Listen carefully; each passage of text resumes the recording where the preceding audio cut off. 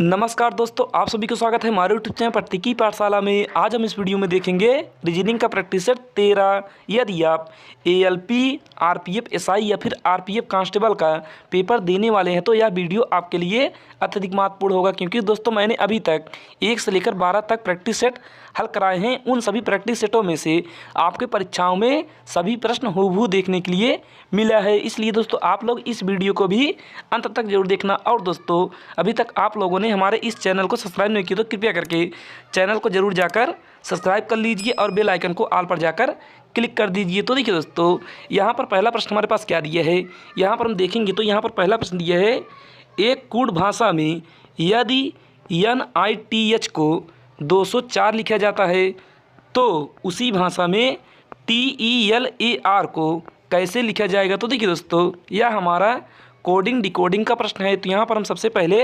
NITH का लिखेंगे place value. तो यहाँ पर दोस्तों हम n का प्लेस वैल्यू लिखेंगे तो यहाँ पर होगा n का प्लेस वैल्यू 14। उसके बाद यहाँ पर I का लिखेंगे तो यहाँ पर होगा 9। उसके बाद T का लिखेंगे तो यहाँ पर दोस्तों कितना होगा, T का प्लेस वैल्यू होगा यहाँ पर 20। उसके बाद H का लिखेंगे तो यहाँ पर होगा H का प्लेस वैल्यू 8। तो यहाँ पर लिखेंगे हम 8। उसके बाद अब देखिए दोस्तों, यहाँ पर हम इसके बाद इन सभी को करेंगे टोटल। तो यहाँ पर हम इन सभी को जोड़ेंगे तो यहाँ पर कितना प्राप्त होगा, यहाँ पर दोस्तों हम इन सभी को जोड़ेंगे तो यहाँ पर 14 में 9 जोड़ेंगे तो कितना आएगा, 14 में 9 जोड़ेंगे तो यहाँ पर होगा 23। और 23 में 20 जोड़ेंगे तो यहाँ पर कितना आएगा, 23 में अगर हम 20 जोड़ेंगे तो यहाँ पर आएगा 43। उसके बाद 43 में 8 जोड़ेंगे तो यहाँ पर दोस्तों कितना होगा, यहाँ पर होगा 51। अब देखिए दोस्तों, यहाँ पर हमारे पास इसका टोटल हुआ 51। उसके बाद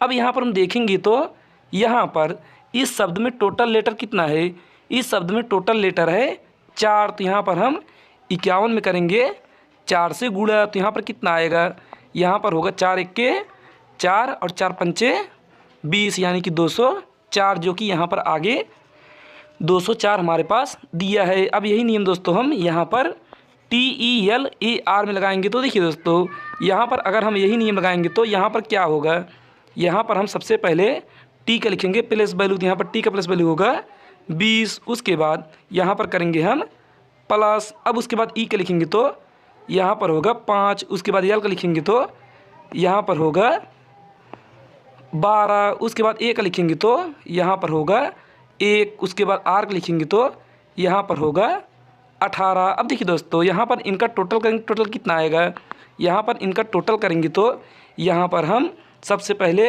12 और 18 को जोड़ेंगे तो यहाँ पर कितना होगा, 12 और 18 को जोड़ेंगे तो यहाँ पर होगा 30, यानी कि 12 और 18 को जोड़ेंगे तो यहाँ पर होगा 30। उसके बाद 30 में 20 जोड़ेंगे तो होगा यहाँ पर 50। उसके बाद दोस्तों यहाँ पर हम 50 में 5 जोड़ेंगे तो होगा 55, और 55 में 1 जोड़ेंगे तो यहाँ पर होगा 56, यानी कि यहाँ पर 6 जोड़ेंगे तो यहाँ पर आएगा हमारे पास 56। उसके बाद दोस्तों देखिए, यहाँ पर टोटल हुआ 56। अब यहाँ पर हम इसमें देखेंगे तो यहाँ पर टोटल लेटर कितना है, यहाँ पर टोटल लेटर है 5। तो इस 56 में अगर हम 5 का गुणा करेंगे तो कितना आएगा, इस 56 में दोस्तों अगर हम 5 का गुणा करेंगे तो यहाँ पर 56 गुणे 5 करेंगे तो यहाँ पर कितना प्राप्त होगा, 5 छंग 30, 30 की 0 हासिल 3। उसके बाद 5 25, 25 3 28। तो यहाँ पर हो गया 280, जो कि हमारे ऑप्शन नंबर ए में दिए थे, ए होगा करेक्ट उत्तर। तो फिर चलिए दोस्तों, आपको अगर हमारा प्रश्न अच्छा लगा हो तो कृपया करके वीडियो को एक लाइक ज़रूर करिएगा।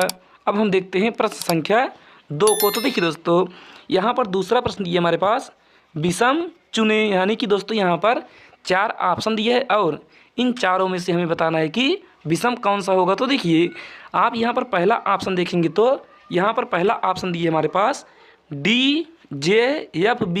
तो यहाँ पर D का प्लस वैल्यू लिखेंगे तो यहाँ का D का होगा 4। उसके बाद J का प्लस वैल्यू होगा 10 और F का होगा 6 और यहाँ पर B का होगा 2। अब देखिए दोस्तों, यहाँ पर अब हम देखेंगे तो यहाँ पर अगर हम 6 में अगर हम 4 जोड़ेंगे तो यहाँ पर होगा 10। उसके बाद 10 में अगर हम 4 माइनस करेंगे तो यहाँ पर होगा 6। उसके बाद 6 में अगर हम 4 माइनस करेंगे तो यहाँ पर होगा 2। उसके बाद अब देखिए दोस्तों, यहाँ पर अब हम ऑप्शन बी को देखेंगे तो यहाँ पर दिया है IOKG। तो यहाँ पर दोस्तों आई का होगा 9 और ओ का होगा 15 और के का होगा 11 और जी का होगा 7। अब देखिए दोस्तों, यहाँ पर इनका अंतर देखेंगे तो 9 में अगर हम 6 जोड़ेंगे तो यहाँ पर होगा 15 और 15 में अगर हम -4 करेंगे तो यहाँ पर होगा 11। उसके बाद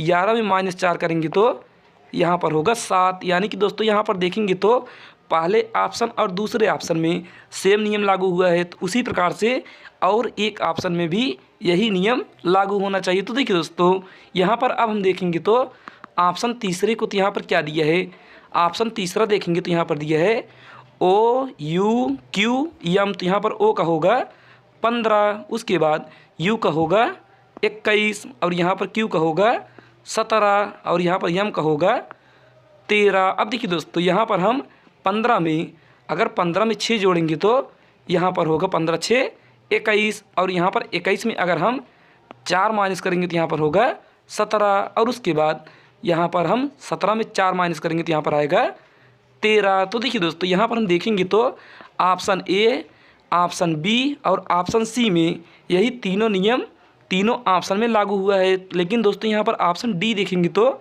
यहाँ पर हमारे पास सबसे पहले 18 में अगर हम 6 जोड़ेंगे तो यहाँ पर होगा 1, यानी कि 18 में 6 जोड़ेंगे तो यहाँ पर आएगा 27 और 27 होता है 1 का।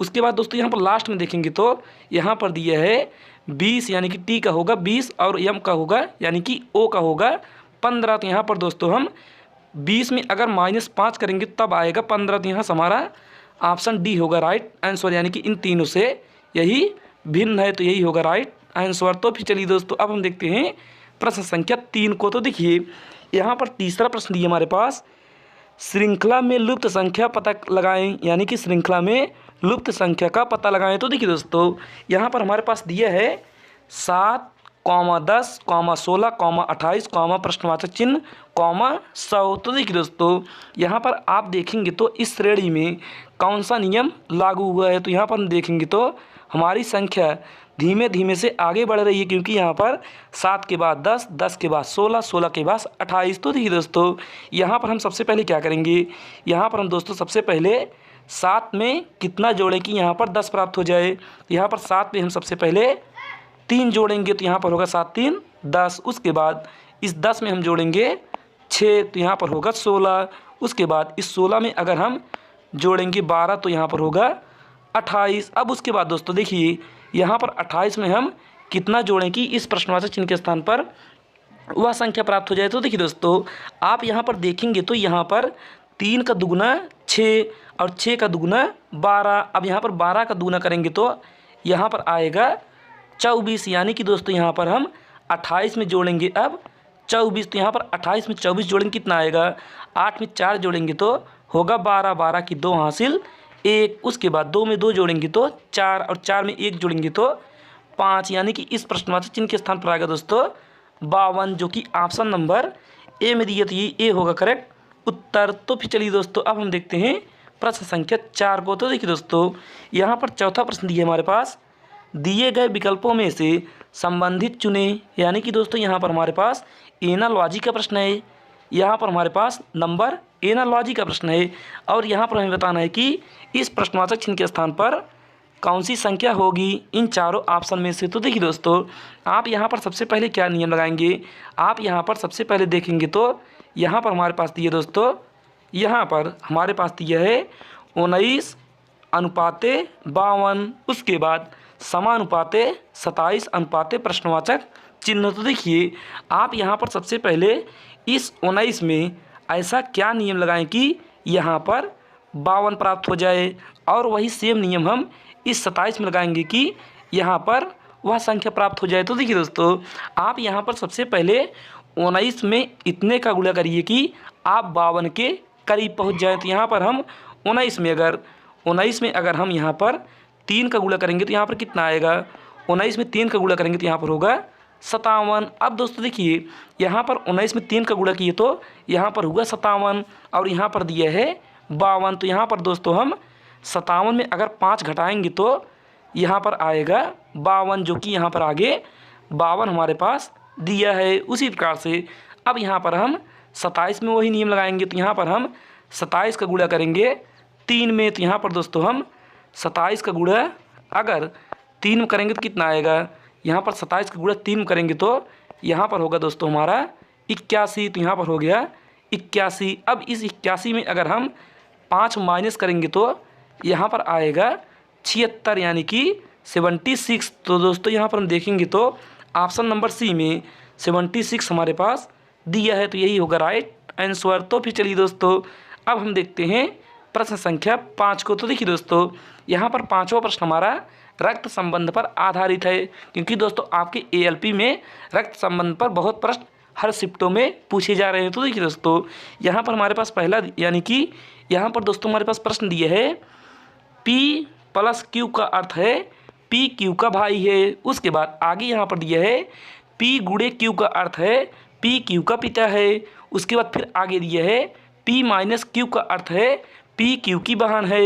निम्नलिखित में से कौन दर्शाता है कि यश टी की भतीजी है। यानी कि दोस्तों यहाँ पर बताना है कि इन चारों ऑप्शन में किसका हम आरेख यानी कि डायग्राम बनाएंगे कि यहाँ पर दर्शाएगा कि यश टी की भतीजी है। तो देखिए दोस्तों यहाँ पर हम सबसे पहले ऑप्शन को पकड़ेंगे। तो यहाँ पर दिया है टी गुणे यश प्लस यम माइनस के। तो यहाँ पर दोस्तों हम टी गुणे यश का मतलब देखेंगे तो यहाँ पर दिया है पी क्यू का पिता है। तो यहाँ पर बनाएंगे टी जो है यश का पिता है। अगर टी पिता है तो यह होगा चतुर्भुज में, क्योंकि दोस्तों अगर पुरुष रहेगा तो उसे दर्शाएंगे हम चतुर्भुज में और महिला रहेगी तो उसे दर्शाएंगे हम वृत्त में। उसके बाद आगे यहाँ पर फिर दिए है हमारे पास प्लस। तो यहाँ पर दोस्तों प्लस का मतलब है पी क्यू का भाई है। तो यहाँ पर होगा यश यम का भाई है। तो यहाँ पर जो यश है वह यम का भाई है। तो यहाँ पर दोस्तों देखिए आप यहाँ पर देखेंगे तो यहाँ पर हमारे पास दिया है भतीजी, क्योंकि यश होनी चाहिए महिला, लेकिन यहाँ पर यश पुरुष है। तो यहाँ से हमारा पहला ऑप्शन गलत हो गया, क्योंकि अब हम यहाँ पर आगे चेक नहीं करेंगे। तो देखिए दोस्तों अब यहाँ पर हम देखते हैं ऑप्शन नंबर बी को। तो देखिए यहाँ पर ऑप्शन बी चेक करेंगे तो यहाँ पर दिया है टी प्लस यम गुणे यश माइनस के। तो यहाँ पर दोस्तों हम सबसे पहले देखेंगे कि प्लस का अर्थ यहाँ पर दिया है पी क्यू का भाई है। तो यहाँ पर टी यम का भाई है। तो यहाँ पर बनाएंगे टी जो है यम का भाई है। तो यहाँ पर टी होगा पुरुष, यानी कि चतुर्भुज में। उसके बाद आगे फिर देखेंगे तो यहाँ पर दिया है गुणा। तो यहाँ पर दोस्तों गुणे का मतलब है पी क्यू का पिता है। तो यहाँ पर यम यश का पिता है। जो यम है वह यश का पिता है और पिता है तो यह होगा चतुर्भुज में। उसके बाद आगे यहाँ पर देखेंगे तो आगे दिया है माइनस। तो माइनस का अर्थ है पी क्यू की बहन है। तो यहाँ पर यश के की बहन है। तो यहाँ पर यश जो है के की बहन है, और अगर यश बहन है तो यह होगी वृत्त में, क्योंकि यह होगी महिला। अब देखिए दोस्तों यहाँ पर अब हम चेक करेंगे तो यहाँ पर दिया है हमारे पास यश टी की भतीजी है। तो यहाँ पर दोस्तों देखेंगे तो यश का पिता यम है और यम का भाई टी है। तो यहाँ पर यश का लगेगा टी चाचा और यश लगेगी टी की भतीजी। तो यहाँ से दोस्तों हमारा ऑप्शन बी होगा राइट आंसर, यानी कि ऑप्शन बी होगा करेक्ट उत्तर। तो फिर चलिए दोस्तों अब हम देखते हैं प्रश्न संख्या 6 को। तो देखिए दोस्तों यहाँ पर छठवां प्रश्न दिया हमारा 6 व्यक्ति P Q R S T और यू उत्तर दिशा के सम्मुख एक दीवार पर बैठे हैं।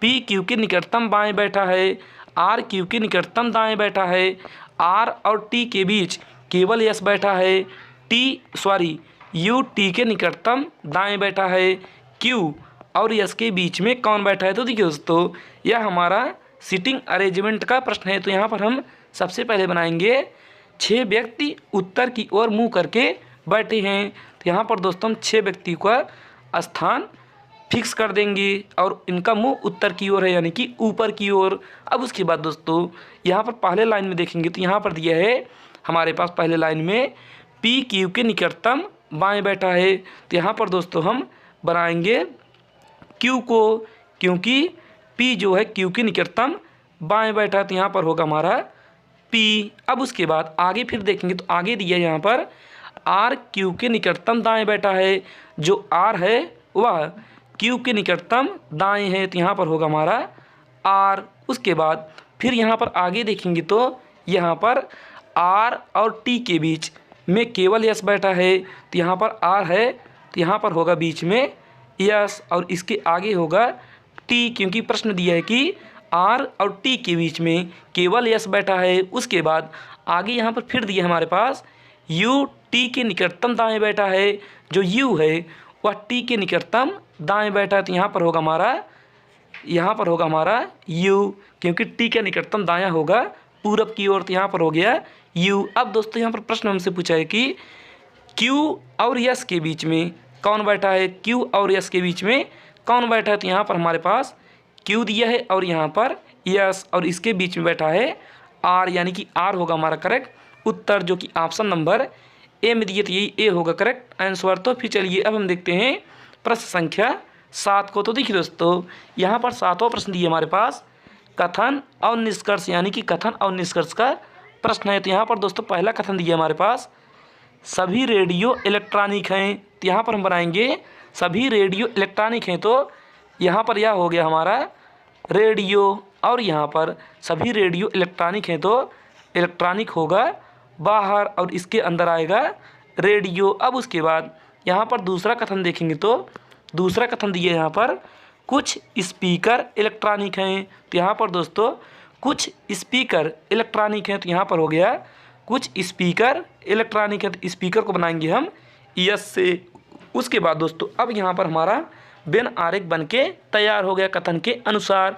अब यहाँ पर हम निष्कर्ष को चेक करेंगे, तो यहाँ पर देखेंगे तो पहला निष्कर्ष दिया यहाँ पर कोई रेडियो स्पीकर नहीं है, तो यहाँ पर देखेंगे तो रेडियो हमारा यहाँ पर है और स्पीकर यहाँ पर है, तो यहाँ पर दोस्तों यह तो हमारा पहला निष्कर्ष सही हो गया। लेकिन दोस्तों आप इस तरह का भी एक निष्कर्ष यानी कि एक वेन आरेख बना सकते हैं। तो यहाँ दोस्तों हमारा अगर एक आकृति में अगर गलत हो गया तो वह निष्कर्ष हमेशा गलत माना जाएगा। तो यहाँ पर दोस्तों पहला हमारा गलत हो गया। अब यहाँ पर हम दूसरा देखेंगे, तो दूसरा दिया हमारे पास कुछ रेडियो स्पीकर हैं, कुछ रेडियो स्पीकर हैं, तो यहाँ पर दोस्तों देखेंगे तो रेडियो हमारा यहाँ पर है, स्पीकर यहाँ पर है, तो यहाँ पर भी दोस्तों कोई भी संबंध नहीं है इन दोनों के बीच में, तो यहाँ से हमारा दूसरा भी निष्कर्ष गलत हो गया। तो यहाँ पर दोस्तों अब हम ऑप्शन नंबर ए को देखेंगे, तो ऑप्शन नंबर ए में दिया है ना तो निष्कर्ष 1 और ना ही निष्कर्ष 2 अनुसरण करता है, तो यहाँ से हमारा ऑप्शन ए हो गया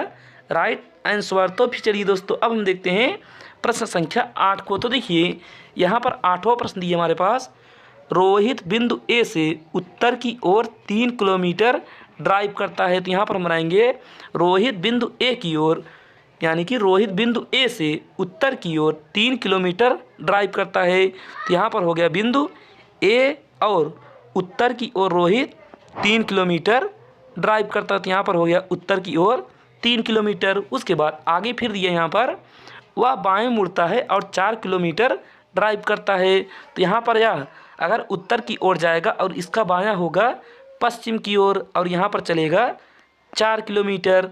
उसके बाद फिर आगे यहाँ पर दिया है वह फिर बाएं मुड़ता है और 6 किलोमीटर चलता है, तो यहाँ पर इसका बायां होगा नीचे, तो यहाँ पर यह जाएगा दक्षिण में और 6 किलोमीटर क्योंकि 3 का होगा 2 गुना, तो यहाँ पर हो गया 6 किलोमीटर। उसके बाद अंत में वह बाएं मुड़ता है और बिंदु बी तक पहुँचने के लिए 4 किलोमीटर ड्राइव करता है, तो यहाँ पर दोस्तों अब वह बाएं मुड़ेगा तो उसका बायां होगा पूरब में, तो यहाँ पर यह चलेगा पूरब के साइड 4 किलोमीटर, क्योंकि दोस्तों ऊपर अगर 4 किलोमीटर इतनी दूर है तो नीचे भी 4 किलोमीटर इतनी ही दूर हम बनाएंगे, तो यहाँ पर हो गया बिंदु बी। यहाँ पर अब रोहित पहुँच चुका है। अब उसके बाद यहाँ पर दोस्तों हमें बताना है कि यहाँ पर रोहित पहुँच गया है। अब यहाँ से हमें बताना है कि बिंदु ए पर पुनः पहुँचने के लिए उसे कितनी दूर और किस दिशा में ड्राइव करनी चाहिए। तो देखिए दोस्तों यहाँ पर अब देखेंगे तो यहाँ पर इसका टोटल लंबाई है 6 किलोमीटर और यहाँ पर देखेंगे तो यहाँ पर दिया है 3 किलोमीटर, क्योंकि अगर यहाँ पर 3 किलोमीटर है तो यहाँ पर इसकी दूरी बचेगी सिर्फ 3 किलोमीटर। तो यहाँ पर दोस्तों होगा हमारा 3 किलोमीटर उत्तर की ओर, क्योंकि ऊपर चलेगा तो ऊपर होगा उत्तर। तो यहाँ पर हो गया हमारा राइट आंसर 3 किलोमीटर उत्तर की ओर, जो कि ऑप्शन नंबर दोस्तों हमारे सी में दिए थे, यानी सी होगा हमारा राइट आंसर। उत्तर की ओर 3 किलोमीटर होगा हमारा करेक्ट उत्तर। तो फिर चलिए अब हम देखते हैं प्रश्न संख्या 9 को। तो देखिए दोस्तों, यहाँ पर 9वां प्रश्न दिया हमारे पास, दी गई आकृति में कितने त्रिभुज हैं। तो देखिए दोस्तों, यहाँ पर हम देखेंगे तो यहाँ पर हमारे पास एक आकृति दी हुई है और यहाँ पर हमें बताना है कि इसमें टोटल त्रिभुजों की संख्या कितनी है। तो देखिए हम यहाँ पर देखेंगे तो यहाँ पर इसमें देखेंगे तो टोटल त्रिभुज कितना होता है, इसमें देखेंगे तो टोटल त्रिभुज होगा 3। तो देखिए दोस्तों, अगर इस आकृति में टोटल त्रिभुजों की संख्या होगी 3 तो यहाँ पर बनेगा हमारे पास 3 त्रिभुज, और उसके बाद यहाँ पर भी बनेगा 3 त्रिभुज, और उसके बाद दोस्तों देखेंगे तो यहाँ पर इसे लेंगे तो यहाँ पर भी बनेगा टोटल 3 त्रिभुज। यहाँ पर दोस्तों अब जोड़ेंगे तो 3 3 6 3 त्रिका 9, यानी कि टोटल त्रिभुजों की संख्या होगी 9, जो कि ऑप्शन नंबर सी में दिए थे, सी होगा हमारा करेक्ट आंसर। तो फिर चलिए दोस्तों अब हम देखते हैं प्रश्न संख्या 10 को। तो देखिए दोस्तों, यहाँ पर 10वां प्रश्न दिए हमारे पास, उस वेन आरेख का चयन करें जो निम्नलिखित वर्गों के बीच के संबंध को सबसे अच्छा दर्शाता है। तो देखिए दोस्तों, यहाँ पर हमारे पास दिया है फर्नीचर कॉमा कुर्सी कॉमा मेज। तो यहाँ पर हम सबसे पहले बनाएंगे फर्नीचर का वेन आरेख। तो यहाँ पर हो गया हमारा फर्नीचर। उसके बाद आगे यहाँ पर दिया है कुर्सी। अब देखिए दोस्तों, कुर्सी का वेन आरेख बनाने से पहले हम यह देखेंगे कि इसका संबंध फर्नीचर से है कि नहीं। तो यहाँ पर दोस्तों कुर्सी का संबंध फर्नीचर से अवश्य होगा, क्योंकि दोस्तों जितने भी कुर्सी हैं यह सभी फर्नीचर होंगे। तो यहाँ पर कुर्सी आएगा हमारा फर्नीचर के अंदर। तो यह हो गया हमारा कुर्सी। उसके बाद अगला दिया है यहाँ पर मेज। अब मेज का देखेंगे कि कुर्सी के साथ कोई संबंध है कि नहीं। तो यहाँ पर दोस्तों कुर्सी और मेज का आपस में कोई संबंध नहीं है, लेकिन दोस्तों यहाँ पर मेज का संबंध फर्नीचर से अवश्य है, क्योंकि सभी फर्नीचर यानी कि सभी दोस्तों सभी मेज फर्नीचर होते हैं। तो यहाँ पर मेज आएगा फर्नीचर के अंदर, और कुर्सी और मेज का आपस में कोई संबंध नहीं बनेगा। तो यहाँ पर दोस्तों इस तरीके का वेन आरेख बन के तैयार हो गया। तो ऐसा दोस्तों हमें ऑप्शन नंबर सी में देखने के लिए मिलेगा, यही होगा राइट आंसर। तो फिर चलिए दोस्तों अब हम देखते हैं यहाँ पर 11वां प्रश्न दिया हमारे पास, एक ही पासे की 3 अलग अलग स्थितियाँ दिखाई गई हैं, उस अक्षर का चयन कीजिए जो यफ अक्षर वाले फलक के विपरीत फलक पर होगा।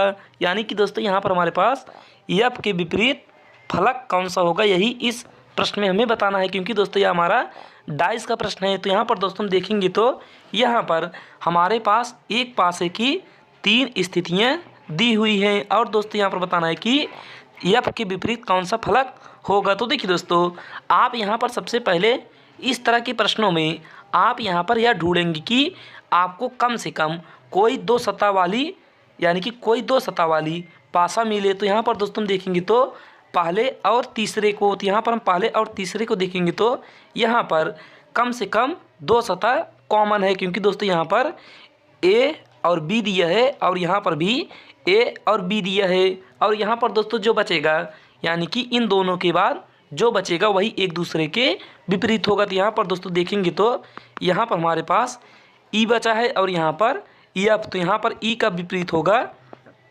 ई का विपरीत होगा यहाँ पर एफ, और एफ का विपरीत होगा ई। तो यहाँ पर हमसे पूछा है कि एफ अक्षर वाले फलक के विपरीत। तो यहाँ पर दोस्तों हमारा राइट आंसर होगा ई, जो कि ऑप्शन नंबर चौथे में दिए थे, चौथा होगा करेक्ट उत्तर। तो फिर चलिए अब हम देखते हैं प्रश्न संख्या 12 को। तो देखिए दोस्तों यहाँ पर 12वां प्रश्न दिए हमारे पास, यदि प्लस और माइनस को यानी कि धन और ऋण को आपस में बदल दिया जाए तथा गुणे और भाग को आपस में बदल दिया जाए तो निम्नलिखित समीकरण में प्रश्न के स्थान पर यानी कि प्रश्न चिन्ह के स्थान पर क्या आएगा। तो देखिए दोस्तों यहाँ पर हमारे पास एक समीकरण दिया है और यहाँ पर हमें प्लस और माइनस को आपस में बदलना है और गुणे और भाग को आपस में बदलना है, और उसके बाद यहाँ पर इस प्रश्नवाचक चिन्ह के स्थान पर कौन सी संख्या होगी। तो देखिए दोस्तों आप यहाँ पर सबसे पहले इस समीकरण को लिखेंगे। तो यहाँ पर हो गया हमारे पास 21। उसके बाद इस गुणे के स्थान पर करेंगे हम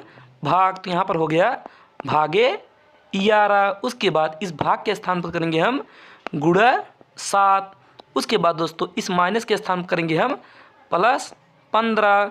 उसके बाद इस प्लस के स्थान पर करेंगे माइनस 23। अब देखिए दोस्तों यहाँ पर हम 121 को 11 से काटेंगे तो यह जाएगा 11 बार में, क्योंकि 11 ग्राम में 121। उसके बाद यहाँ पर गुणा करेंगे हम 7 का और यहाँ पर करेंगे प्लस 15 और माइनस में 23। अब देखिए दोस्तों यहाँ पर हम 11 का गुणा 7 में करेंगे तो यहाँ पर होगा 77 और यहाँ पर प्लस में 15 और माइनस में 23। अब देखिए दोस्तों यहाँ पर हम 77 में 15 जोड़ेंगे कितना आएगा, यहाँ पर 7 में 5 जोड़ेंगे तो यहाँ पर होगा 7 5 12, 12 की 2 हासिल 1 और 7 1 8 1 9, यानी कि यहाँ पर हो गया 92 यानी कि 92।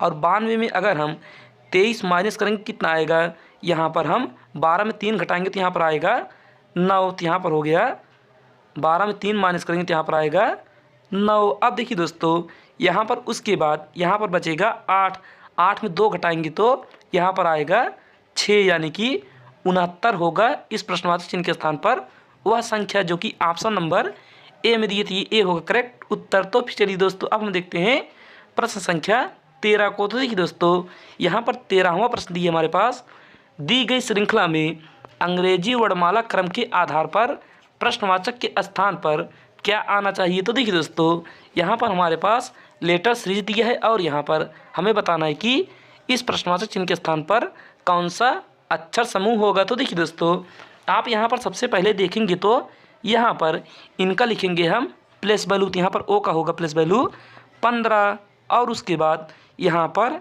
सी का होगा 3 और यहाँ पर जे का होगा 10। उसी प्रकार से यू का होगा 21 और यहाँ पर दोस्तों अब हम ए का लिखेंगे तो 1 और जी का लिखेंगे तो 7। अब देखिए दोस्तों यहाँ पर देखेंगे तो यहाँ पर हमारे पास अगर 15 में 6 जोड़ेंगे तो यहाँ पर होगा 21 और यहाँ पर 21 में अगर हम 6 जोड़ेंगे तो यहाँ पर होगा 27 और 27 का मतलब होता है दोस्तों 1। उसके बाद 1 में फिर हम 6 जोड़ेंगे तो यहाँ पर होगा 7। उसके बाद इस 7 में अगर हम 6 जोड़ेंगे तो यहाँ पर कितना आएगा, 7 6 13, तो यहाँ पर हो गया हमारे पास 13। अब 13 दोस्तों किसका होगा, 13 होगा हमारा यम का प्लस वैल्यू, तो यहाँ पर हो गया यम। तो यहाँ पर दोस्तों हम देखेंगे तो ऑप्शन ए और ऑप्शन डी में सिर्फ पहला लेटर यम दिया है, तो यहाँ से हमारा ऑप्शन बी और ऑप्शन सी दोनों गलत हो गया। अब उसके बाद दोस्तों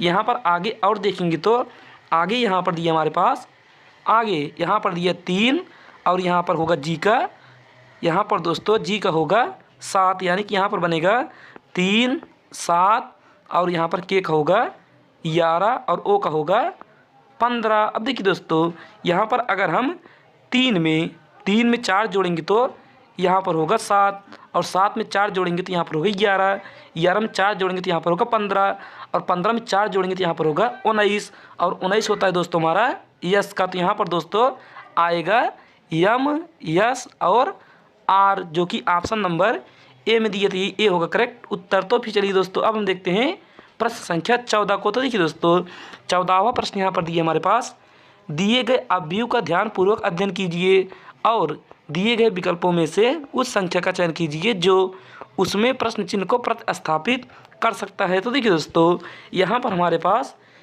एक अवयव में कुछ संख्याएं दी हुई है और यहाँ पर हमें बताना है कि इस प्रश्नवाचक चिन्ह के स्थान पर कौन सी संख्या होगी। तो देखिए दोस्तों आप यहाँ पर देखेंगे तो बड़ी बड़ी संख्या हमारा इस साइड यानी कि दाहिने साइड दिया है, तो यहाँ पर हम पंक्ति में हल करेंगे, यानी कि 12 8 और 100 और यहाँ पर 18 6 और 111 और 15 4 और प्रश्नवाचक चिन्ह। तो इस तरीके से हम यहाँ पर इसे हल करेंगे। तो देखिए दोस्तों आप यहाँ पर सबसे पहले 12 और 8 में ऐसा क्या नियम लगाएं कि यहाँ पर 100 प्राप्त हो जाए। तो यहाँ पर दोस्तों हम 12 का गुणा 8 में करेंगे तो यहाँ पर कितना आएगा, 12 8 96। तो यहाँ पर होगा दोस्तों हमारा 12 8 96। उसके बाद इस 96 में दोस्तों हम कितना जोड़ें कि यहाँ पर 100 प्राप्त हो जाए। तो यहाँ पर दोस्तों हम सबसे पहले इस 8 का करेंगे आधा, तो इस 8 का आधा करेंगे तो यहाँ पर होगा 4। तो यहाँ पर हम 96 में अगर 4 जोड़ेंगे तो यहाँ पर होगा 100 जो कि यहाँ पर आगे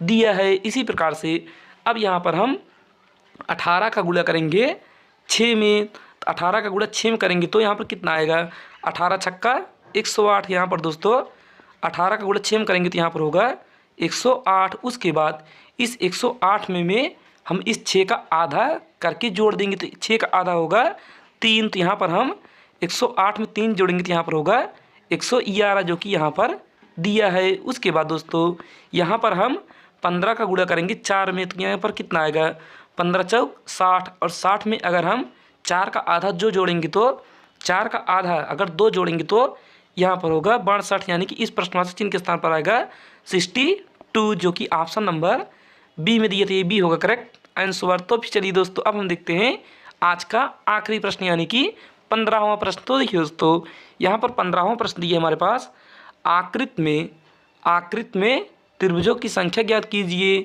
यानी कि इस आकृति में बताना है कि टोटल त्रिभुजों की संख्या कितनी होगी। तो देखिए दोस्तों यहाँ पर हम देखेंगे तो यहाँ पर इस आकृति में टोटल त्रिभुजों की संख्या कितनी होती है। इस आकृति में टोटल त्रिभुजों की संख्या होगी दोस्तों हमारे पास 8। क्योंकि दोस्तों देखिए अब यहाँ पर 8 कैसे प्राप्त होगा। यहाँ पर दोस्तों हम क्या करेंगे, यहाँ पर इन सभी को हम गिनेंगे तो यहाँ पर 1 2 3 और 4। अब इसी 4 का दोस्तों हम करेंगे 2 गुना, तो 4 का 2 गुना होगा 8। तो यानी कि इस आकृति में टोटल 8 त्रिभुज बनेगा। तो यहाँ पर दोस्तों यहाँ पर हो गया हमारे पास 8 त्रिभुज और यहाँ पर हो गया 8 त्रिभुज। अब उसके बाद दोस्तों यहाँ पर देखेंगे तो इन दोनों को मिलाने पर एक त्रिभुज यहाँ पर बनेगा और एक त्रिभुज यहाँ पर, यानी कि 2 त्रिभुज यहाँ से प्राप्त हो गया। अब दोस्तों यहाँ पर हम टोटल करेंगे, टोटल कितना आएगा 8 8 16 16 2 18। यानी कि इसमें होगा टोटल 18 त्रिभुज जो कि ऑप्शन नंबर सी में दिए थे, सी होगा हमारा करेक्ट आंसर। तो फिर चलिए दोस्तों अगर आपको हमारी वीडियो अच्छी लगी तो कृपया करके वीडियो को एक लाइक करिएगा और चैनल को अभी तक सब्सक्राइब नहीं की तो कृपया करके चैनल को ज़रूर सब्सक्राइब कर लीजिएगा और इस वीडियो को अपने दोस्तों के पास ज़रूर शेयर करिए, क्योंकि दोस्तों मैं इसी समय इस चैनल पर ऐसे ही प्रैक्टिस सेट हल कराता हूं जिससे कि आपकी परीक्षाओं में मदद हो सके। तो आज के लिए बस नहीं, धन्यवाद।